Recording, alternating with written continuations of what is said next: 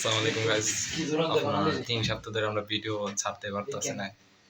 মানে আমরা অনেক কাজের প্রেসারে ছিলাম, এই জন্য ভিডিও বানানো হইতেছে না। আর বানাইলে স্ক্রিপ্টেড ভিডিও বানাই কিছু কিছু। আবার আমরা কাজের একটা ভিডিও দেওয়ার কথা ছিল, ওইটাও কিছু কিছু বানানো হয়েছে, বাট পুরোপুরি বানানো হয়নি, কারণ কাজের এতটা প্রেসার ভিডিও করার পারমিশন নাই আমরা সাইটে।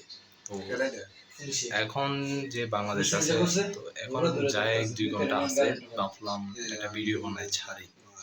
একজন তো মত নাই, আরেকজন মত ছিল, তো আমরা আজকে 3জন থেকে ভিডিও বানাবো, সমস্যা নেই, 3 idiots ভিডিও। তো চলুন কথা বলি।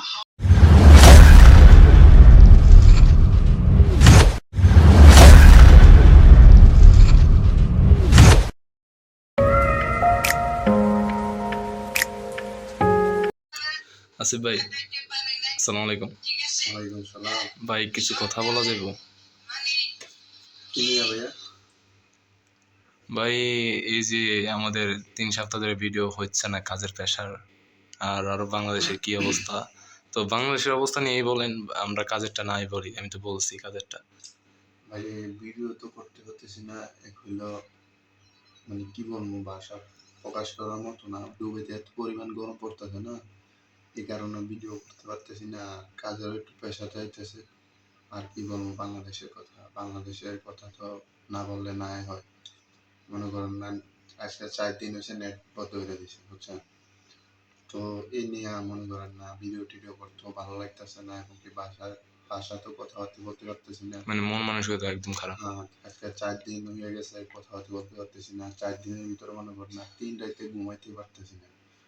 শুধু ফ্যামিলির সাথে যদি একটু কথাবার্তা বলতে পারতাম, তাহলে মনটা শান্তি হতো। এই কারণে মনে করেন না, মন মানসিকতা ভালো না, এই কারণে ভিডিও টিডিও করতে পারতেছি না। তো ভাই যে 4 দিনে আপনার কি কি খারাপ বিষয় লাগছে? মনে হচ্ছে আপনি এন থেকে লাভ দিয়ে অন্তত বাবা মার সাথে একটু বা একটা বার নজরে দেখার জন্য লাভ দিয়ে বাংলাদেশে যেতে মন চাইতেছে, এমনটাই তো মনে হইতেছে আপনার। সিমেতে টাকা ঢোকান কথা কই ধরবেন? বর্তমানে সিমেতে কিলার ভাই সিমে ক্লিয়ার ঠিক আছে নি, সিমে টাকা পুরাইছি বর্তমানে, কথা হচ্ছে না। আমি কল দিছি, আমি 6টা না 7টা কল দিছি, বুঝছেন? 6টা 7টা কলের ভিতরে একটা কলও রিসিভ হয় না, বুঝছেন? তো কি বলবো আর, বাংলাদেশের কথা কিছু না হইলে মনে করো না, কিছু নিয়ে কিছু একটা সমস্যা হইলে হুট করে নেট বন্ধ হয়ে যায়, হুট করে কারেন্ট বন্ধ হয়ে যায়, কথা হচ্ছে না। ম্যাক্সিমাম টাকে আমাদের টাকা দিয়ে পুরো বাংলাদেশ চলতেছে। মনে করেন না, কিছু থেকে কিছু হইলেই নেট বন্ধ করে দেয়, কিছু থেকে কিছু হইলে কারেন্ট বন্ধ করে দেয়। ম্যাক্সিমাম টাকে আমাদের টাকা দিয়ে চলতেছে পুরো বাংলাদেশ। আমরা প্রবাসী 20 কোটি প্রবাসী যদি টাকা পয়সা দেওয়া বন্ধ করে দেয় না, তখন মনে করেন না, এমনি সব বাংলাদেশ ডাউন, এমনি মার্কেট নিচে ডাউন। নেমে যাবে, কথা হচ্ছে না। জি, এটা আমরা শ্রীলঙ্কা হয়ে গেছে দেউলিয়া, বুঝছে? দ্বিতীয় দেউলিয়া অনেক সম্ভাবনা হয়ে গেছে বাংলাদেশ, বুঝছে? তো সবাই গোটা গোটা করতেছে। আমরা প্রবাসীটা কি করছি? আমরা প্রবাসীরাও কিন্তু দেশের লেগে কষ্ট করতেছে। ভাই শুনলাম তো দুবাই নাকি মিছিল বাড়িয়েছিল, বাট সিআইডি এন্ড পুলিশরা নাকি ধরে নিয়ে গেছে। ভাই বাংলাদেশে যে ইয়াটা হইতেছে না, যে জামানাটা হইতেছে না, এটা নিয়ে দুবাইতে মিছিল করছে, ঠিক আছে, বুঝছেন? দুবাইতে করছে, শারজাতে করছে, এবং কি আবু ধাবিতেও করছে, বুঝছেন? তো যারা যারা করছে তারা রুম থেকে, তারপরে রোড ঘাটে যারা পাইতেছে সিআইডি পুলিশে ধরে নিয়ে চলে যেতেছে, বুঝছেন? কি কারণে বাংলাদেশে গ্যাঞ্জাম হচ্ছে, ঠিক আছে, বুঝছেন? তো এই দেশে কি কারণে করার দরকার আছে? আর এমনিও বাঙালির ভিসা বন্ধ করে রাখছে বর্তমানে, বুঝছেন? মনে করেন না, ভিসা টিসা কেউ লাগাইতে পারতেছে না। আরো এইসব পাকিস্তানি মানুষ বেশি দেখার কারণে ওদের পাসপোর্ট যত কিছু আছে সব ব্যান করে দিছে। হ্যাঁ, তো এমনিও আমাদের বাঙালিরা মানে এই দুবাইতে বহুত মুশকিল আছে, কথা হচ্ছে না। টাকা ভিসা লাগতেছে না, কেউ কাজ পাইতেছে না, কেউ স্যালারি লিয়ে সমস্যা, মানে বেতন লিয়ে সমস্যাতে আছে। তো এই মিছিলটা কি কারণে করার দরকার? তোমার কথা হইলো তোমার বাংলাদেশে একটা সমস্যা আছে, ঠিক আছে না? তো আরেক দেশে কি কারণে জানবো? এমনি তো তোমার গন্ধ, তুমি বাঙালি, তোমার এমনি গন্ধ, তোমার তো দরকার নাই যাইয়া রোড ঘাটে যে মিছিল করা। তোমার শরীরের যদি রক্ত যদি এতই গরম থাকে, তাহলে দেশে যে তার সাথে করো, কেউ তো মানা করে নাই। এমনি দুবাইতে মনে করো না আমরা বহুত আসে মুশকিলে, ভিসা টিসা লাগাইতে পারতেছি না, ঠিক মতো কাম কাজ করতে পারতেছি না। এই কারণে মনে করো না বাঙালিরা ভিসা হয় না। বাঙালিরা মনে করো না এজেন্সি গুলো আছে, তারপরে কয়েকটা দালাল আছে, অন্যান্য লোকগুলা ছাইড়া দেয়। তো মনে করো না কেউ রোড গার্ডে ঘুমায়, কেউ পার্কে ঘুমায়। এই কারণে তারা দেখে মনে করো না বাঙালির ভিসা বর্তমানে বন্ধ করে রাখছে।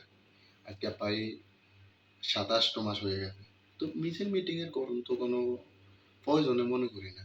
যেমনি মনে করো আমাদের বাঙালিরা কিছু একটা খুঁত পাইলে বাঙালিরা খারাপ, হুম বাঙালি হাইওয়ান, কথা বলছো। তো আমার কথা হইলো ভাই, এ দেশে মিছিল মিটিং করে তো কোনো লাভ নাই, যেটার আছে। কোনো কিছুই পাইতো না। তো অযথা মিছিল মিটিং করে মনে করো না অহন কেউ লয়ে গেছে জেলখানা, কেউ লয়ে গেছে সিআইডি ধরে, কেউ লয়ে গেছে পুলিশে ধরে। তো ফাইন। এটি তো মনে করো না ফাইন ধরলে বড় বিষয় না, বড় বিষয় হলো তোর যে ধরে লয়ে গেছে, তোর দেশে পাঠাই দিলে কি অবস্থা হবে? হ্যাঁ, তুই মিছিল মিটিং করছিস ঠিক আছে, দেশের লাগে দেশপ্রেম আছে, ঠিক মিটিং মিটিং করছিস, মাগার এই দেশে কিন্তু এই জিনিসটা খাটে না।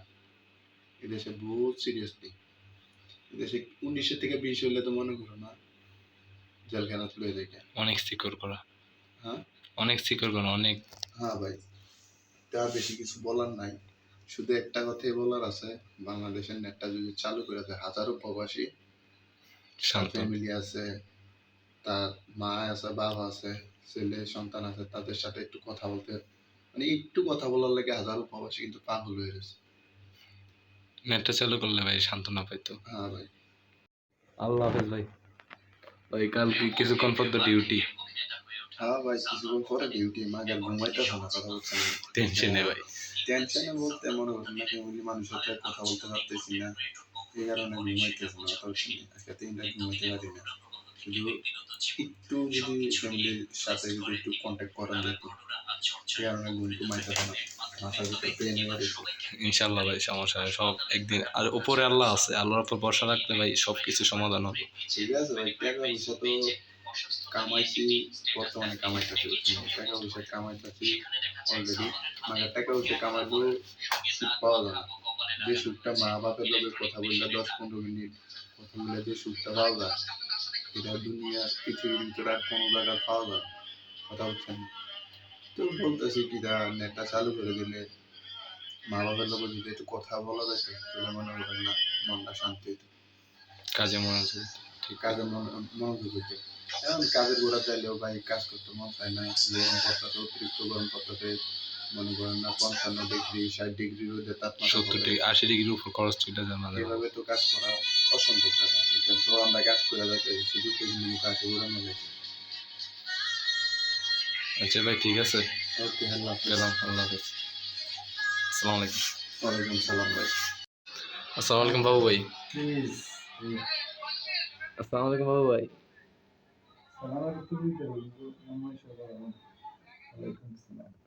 একটু কথা বলা যাবে না ভাই? একটু অন্তত কথা বলেন, খারাপ লাগতেছে বেশি? আচ্ছা, না একটু বিএনপি আর আওয়ামী লীগের কথা বললাম ভাই, যে কথায় কথা বলে বিএনপির দোষ, কথায় কথায় বলে আওয়ামী লীগের দোষ। তো একটু বললে ভালো হতো, শুধু 1 মিনিট বা 5 সেকেন্ড। আমি রাজনীতি করি না, আপনারা করেন, আপনারা ভালো করেন। আচ্ছা ভাই ঠিক আছে, ডিস্টার্ব না করি। আসলে বলতে গেলে আমাদের যে প্রবাসে যারা থাকে তারা হচ্ছে কাঁচা মানুষ।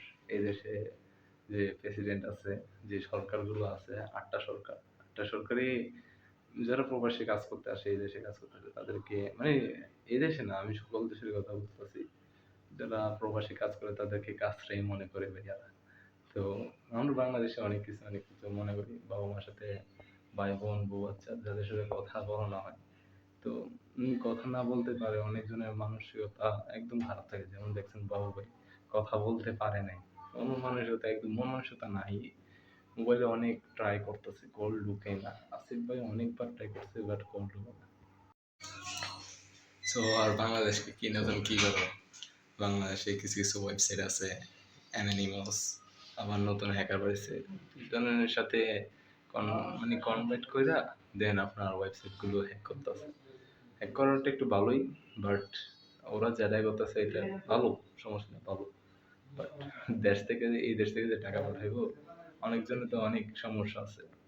এখন সৌদি আরবে একটা কাহিনী শুনি আপনাদেরকে। সৌদি আরবে এক ছেলে আর কি, মানে আমাদের মতো বয়স, ওর মা মারা গেছে, কিন্তু ও জানে না। যখন ও 2 দিন পর জানতে পারে ওর একজন প্রবাসী বাইরে থেকে, যে তোর মা মানে পাশের বাসায় থাকে, মানে ওর সম্পর্কে আঙ্কেল, তো আঙ্কেলে বলছে ওকে, তোমার মা তো মারা গেছে। তো উনি তখন ট্রাভেলসে গেছে, মানে উনি মনে করতেছে এই মানে হঠাৎ করে কথাটা শুনছে, তো তো পায়ের থেকে মাটি সরে গেছে, এরকম মনে হচ্ছে, মানে আসমান ভাঙ্গা মাটিতে পড়ছে এরকম।